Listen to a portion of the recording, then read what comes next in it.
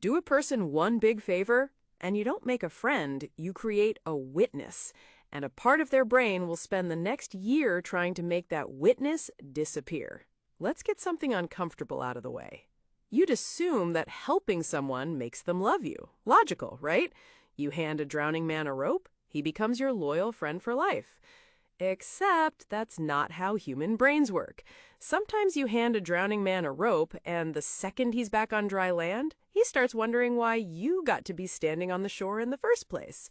This isn't bitterness talking, it's a documented psychological pattern.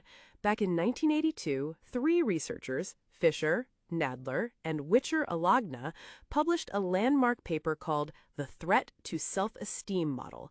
Their finding was brutal. Receiving help can quietly humiliate the receiver, and humiliated people don't send thank you cards. They plot. So here are 7 signs that the person you helped is about to turn on you. Number 4 is the one almost everybody misses until it's way too late. Number 7, they get weird about saying thank you. Not silent, weird. A real thank you is warm and over in 2 seconds, but a person whose pride got bruised gives you the performance thank you. Too loud, too long, slightly theatrical, or the opposite, a mumbled, yeah, thanks, while avoiding eye contact. Gratitude researcher Robert Emmons found genuine gratitude actually improves well-being, so when someone seems worse after thanking you, that's your signal. The thank you isn't gratitude. It's a receipt they resent having to sign. Number 6, they start correcting the record. Suddenly, your help wasn't really that helpful. I basically had it handled anyway. It wasn't a big deal. I would have figured it out. This is cognitive dissonance doing damage control. Leon Festinger's 1957 theory explains it perfectly, holding 2 clashing beliefs, I'm capable and I needed rescuing, creates mental pain. The cheapest way to kill that pain isn't to feel grateful. It's to shrink your contribution until it disappears. If they're rewriting history while the ink is still wet, the betrayal's already begun. Number 5, the relationship suddenly feels unequal to them. Psychologist J. Stacey Adams built equity theory around one idea. Humans are obsessed with balance in relationships. We keep an invisible ledger. The instant someone feels they owe more than they can repay, the relationship stops feeling like friendship and starts feeling like debt. And nobody enjoys their creditor. Watch for the person who gets cold right when they should feel closest. They're not pulling away from you, they're pulling away from the balance sheet. And here's the cruel twist. The bigger your help, the faster they flee. Equity research shows over-benefited people feel guilt, not just gratitude, and guilt is corrosive.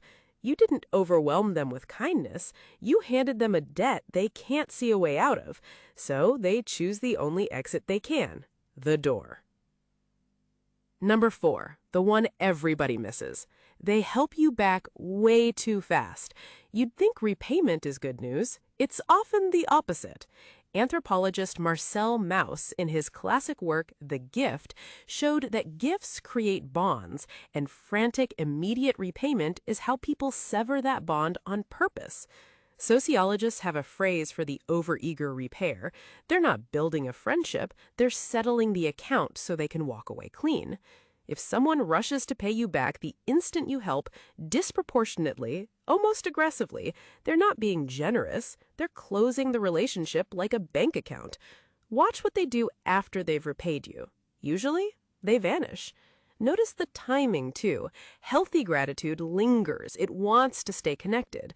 The clean settle-up is cold and surgical. Repay, then retreat. If someone treats your kindness like an invoice to clear by Friday, believe them. They've already decided the friendship isn't worth keeping the account open for. Number 3, they start comparing themselves to you out loud. Must be nice. Some of us weren't that lucky. Easy for you to say. This is upward social comparison, studied since Leon Festinger's 1954 work on how we measure ourselves against others. Decades of research show comparing upward can trigger envy, resentment, and what psychologists bluntly call malicious envy, the kind that wants to pull the other person down rather than climb up. Here's the trap. By helping them, you accidentally became the standard they now measure themselves against, and every time they fall short, your name is attached to the failure. You became a mirror, and people smash mirrors that show them something they hate. And envy rarely announces itself. It disguises itself as just joking, as backhanded compliments, as the friend who celebrates everyone's win but yours. Watch who goes quiet when something good happens to you. Silence during your success says far more than noise during your failure ever could. Number 2, the resentment arrives out of nowhere. One day, everything's fine. The next, they're snapping at you, picking fights, acting like you wronged them. You're stunned. You helped them. What happened? Psychologist Fritz Heider, founder of attribution theory, gave us the answer. The cleanest way to resolve the discomfort of owing someone is to convince yourself they didn't deserve thanks, or worse, that they wronged you somehow. If they can recast you as the villain, the debt evaporates. So watch for the manufactured grievance, the sudden "you've changed," the fight that comes from nowhere. That's not random. That's the mind hunting for an exit from gratitude. This is why the fight always feels insane to you and justified to them. They're not arguing about the dishes or the text you didn't answer. They're manufacturing a reason to feel wronged, because a victim owes nothing. Once you're the villain in their story, the debt is legally canceled in their mind.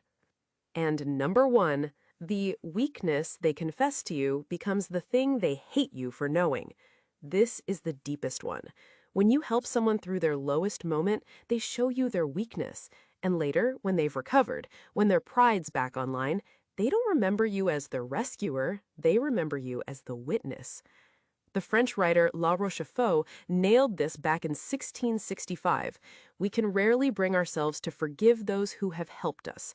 Not because help is bad, but because help requires being seen in a state we'd rather forget. You became living evidence of the version of them they're ashamed of, and some people would rather destroy the evidence than face it. That's why old friends sometimes turn coldest of all. It's not what you did, it's what you saw. You knew them before the mask went back on, and for someone rebuilding their pride brick by brick, the kindest person alive can become unbearable simply for remembering who they used to be. So what do you do with all this? You don't stop helping people. That would make you exactly the kind of small, defensive person this video is warning you about. Instead, help cleanly. Researchers in this field point to one quiet predictor of whether help builds a bond or breaks it: whether the giver expects anything back. The Fisher and Nadler research is clear. Help is most damaging when it threatens the receiver's sense of self, and least damaging when it protects their dignity. So help in a way that lets people keep their pride. Don't keep score. Don't remind them. Don't expect a statue in your honor. Give like you've already forgotten you gave. Because the people who truly love you, they'll remember anyway. And the ones who are always going to betray you, at least now, you'll spot them coming.